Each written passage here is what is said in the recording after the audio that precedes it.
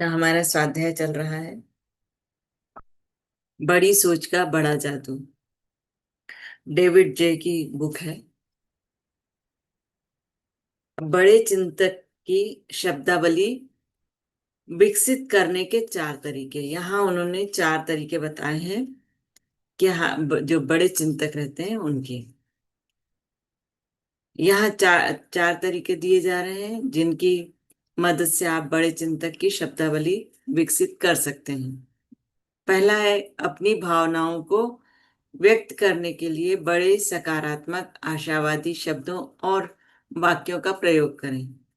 जब कोई आपसे पूछता है आप आज कैसा महसूस कर रहे हैं और आप उसे जवाब देते हैं मैं थका हुआ हूं, जैसे मेरे सिर में दर्द है, काश कि आज शनिवार होता, मेरा आज बहुत बुरा हाल है, तो आप अपनी स्थिति को अपने ही हाथों खराब कर रहे हैं।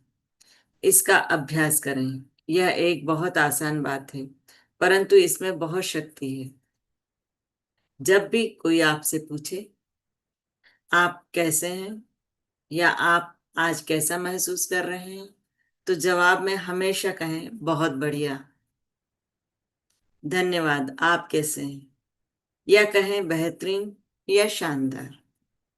हर मौकों पर कहें कि आप बढ़िया महसूस कर रहे हैं और आप सचमुच बढ़िया महसूस करने लगेंगे, और ज्यादा बड़ा भी। एक ऐसे व्यक्ति बने जो हमेशा बढ़िया महसूस करता है, इससे दोस्त बनते हैं। तो आप अपने बारे में जितना अच्छा कहेंगे मैं बढ़िया हूं तो बढ़िया ही लगेगा। अगर आप कहेंगे नहीं मेरे को तकलीफ है, तो आप तकलीफ में रहेंगे।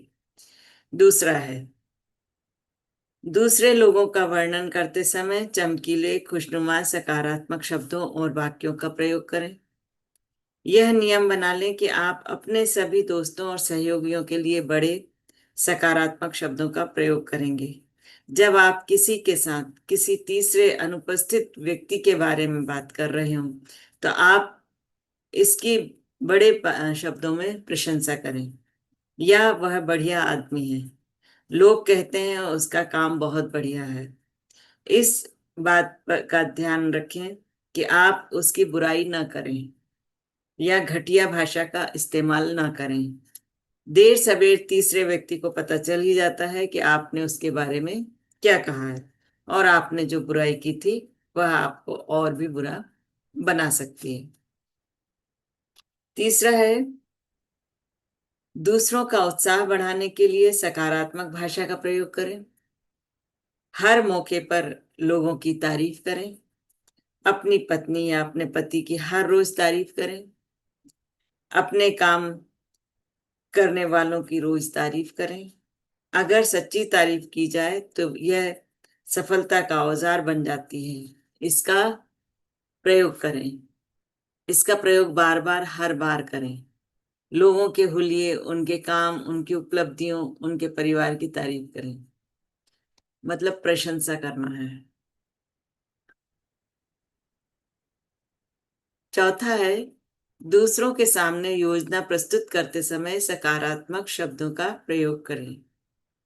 जब लोग इस तरह बात सुनते हैं, मैं आपको एक अच्छी खबर सुनाना चाहता हूँ, हमारे सामने एक सुनहरा अवसर है, तो उनके दिमाग में आशा जाग जाती है। परंतु जब वे इस तरह की बात सुनते हैं, चाहे आप इसे पसंद करें या ना करें, हमें यह काम करना है, तो दिमाग की फिल्म बोझिल, बोरिंग हो जाती है और वे भी इसी तरह के हो जाते हैं। जीत का वादा करें और उनकी आंखों में चमक आ जाएगी। जीत का वादा करें, आपको समर्थन हासिल हो जाएगा। महल बनाएं, कब्र न खोदें। यह न देखें कि क्या है, यह देखें कि क्या हो सकता है। बड़े चिंतक सिर्फ यही नहीं देखते हैं कि क्या है, वे ये भी देख सकते हैं कि क्या हो सकता है। यहाँ पर चार उदाहरण दिए जा रहे हैं, ऐसा किस तरह किया जा सकता है। जैसे पहला उदाहरण उन्होंने बताया है, रियल एस्टेट की कीमतें कैसे बढ़ती हैं। यह बेहद सरल रिएक्टर है रियल्टर है, जो ग्रामीण इलाकों की जायदाद का विशेषज्ञ है। उसका कहना है कि अगर हम भविष्य की कल्पना करें तो इससे हमें बहुत लाभ हो सकता है। जहां आज कुछ नहीं है, वहां कल क्या हो सकता है, इस बात की कल्पना करना हमें सीखना चाहिए। मेरे दोस्त ने कहा, ग्रामीण इलाका होने के कारण यहाँ ज्यादातर जमीन जायदाद बहुत आकर्षक नहीं होती। मैं इसलिए सफल हुआ हूं क्योंकि मैं अपने ग्राहकों को यह नहीं बताता कि उनके फार्म की हालत कैसी है।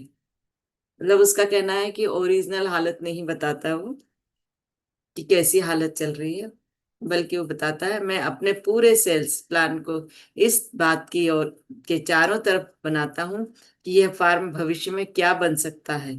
ग्राहक को अगर मैं सीधे तरीके से यह बताऊं, इस फार्म में इतने एकड़ जमीन है, इतने एकड़ पेड़ हैं, और यह शहर से इतने मील दूर है, तो इससे वह उत्साहित नहीं होगा और इसे वह कभी भी नहीं खरीदेगा। परंतु जब मैं उसे एक ऐसी योजना बताता हूँ कि वह इस फार्म पर क्या क्या कर सकता है, मतलब क्या क्या उस फार्म पे करने की क्या क्या संभावना है, तो वह इस फार्म को खुशी खुशी खरीद लेता है। मैं आपको बताता हूँ कि मैं ऐसा किस तरह करता हूँ। मैं उसने अपना ब्रीफकेस खोला और एक फाइल निकाली। यह फार्म है।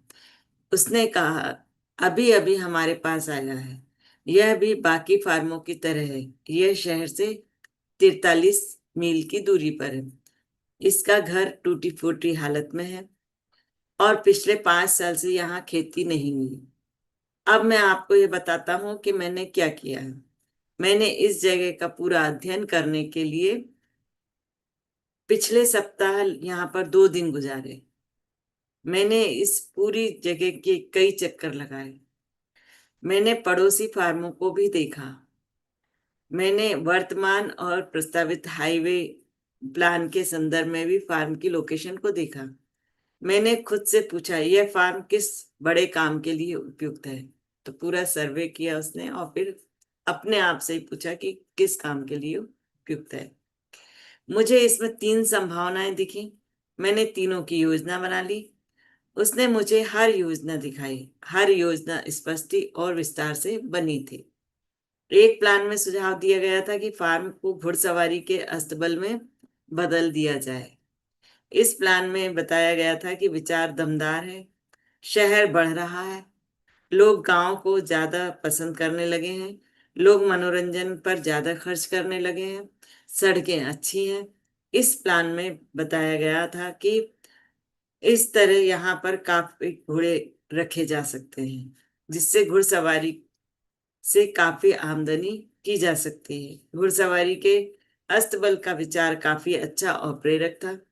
योजना को स्पष्ट, विस्तृत और दमदार होना चाहिए। मैं देख सकता था कि पेड़ों के बीच से गुजरते हुए 1 दर्जन दंपति घुड़सवारी का आनंद ले रहे हैं। इसी तरीके से मैं इस मेहनती सेल्समैन ने दूसरी विस्तृत योजना बनाई थी कि इस तरह इसे वृक्षों के फार्म में बदला जा सकता है। और तीसरी योजना थी कि यहाँ पर वृक्षों के फार्म के साथ साथ पोल्ट्री फार्म भी शुरू किया जा सकता है।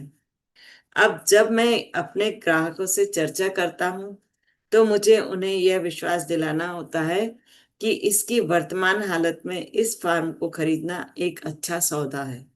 मैं इन्हें एक ऐसी तस्वीर दिखाता हूँ जिसमें फार्म पैसा बनाने वाला व्यवसाय बन जाता है।